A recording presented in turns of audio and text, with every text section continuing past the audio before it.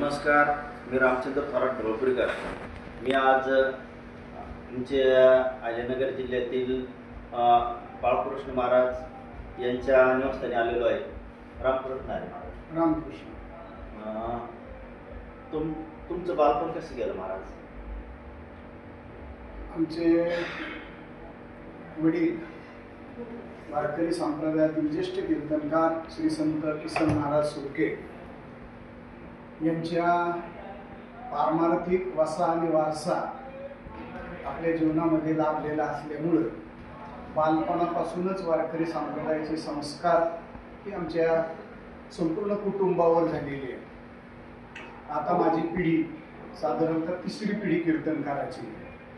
1979 साली आळंदीमध्ये आलो आणि 1983ला वारकरी शिक्षण संस्थेची 4 वर्ष पूर्ण करून महाराष्ट्रामध्ये कीर्तन परंपरेला सुरुवात केली. आज 43-44 वर्ष झाली महाराष्ट्रामध्ये ही कीर्तन परंपरा ही चालवत आहोत, जोपासत आहोत.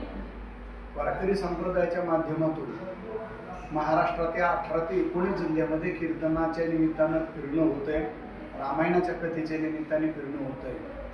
वारकरी संप्रदायाची सेवा म्हणून विष्णुमाऊली ज्ञानेश्वर महाराजांच्या पालखी सोहळ्यामध्ये गेली 33 वर्ष श्री संत किसन महाराज सुरके या नावाने महाराष्ट्रातली एकमेव भिसीमुक्त दिंडी आपली कायमस्वरूपी चालत आलेली आहे. त्याचप्रमाणे श्री क्षेत्र पैठण या ठिकाणी आपल्या सुरके परिवाराची जवळजवळ 80 ते 82 वर्षाची परंपरा असलेली आपली दिंडी दरवर्षी जाते. पैठणमध्ये संपूर्ण तहसीलदार, शिवो, नगराध्यक्ष आपल्या दिंडीचे स्वागत करत असतात. महाराष्ट्रभर अनेक मोठमोठे उत्सव केले.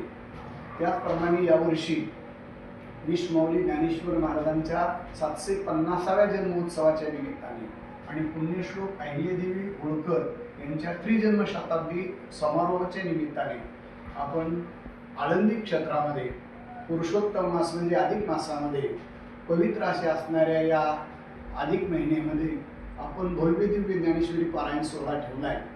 आपण 500 वाचकांची संख्या त्या ठिकाणी ज्ञानेश्वरी वाचायला बसावी अशी एक संकल्पना आहे आणि आपण त्यांना तो ज्ञानेश्वरीचा ग्रंथ ज्ञानोबरायच्या 750व्या जन्मोत्सवात, अहिल्यादेवीच्या 300व्या जन्मोत्सवात आपण आळंदी क्षेत्रात पारायण केलं, त्याची आठवण राहावी म्हणून तो ग्रंथ आपण त्यांना सप्रेम भेट देणार आहे. शेवटच्या दिवशी आपण 2000 लोकांना मांडे भोजन देणार आहे आंब्याच्या रसासहित आणि रोज भव्य दिव्याचं अन्नदान आणि ज्ञानदान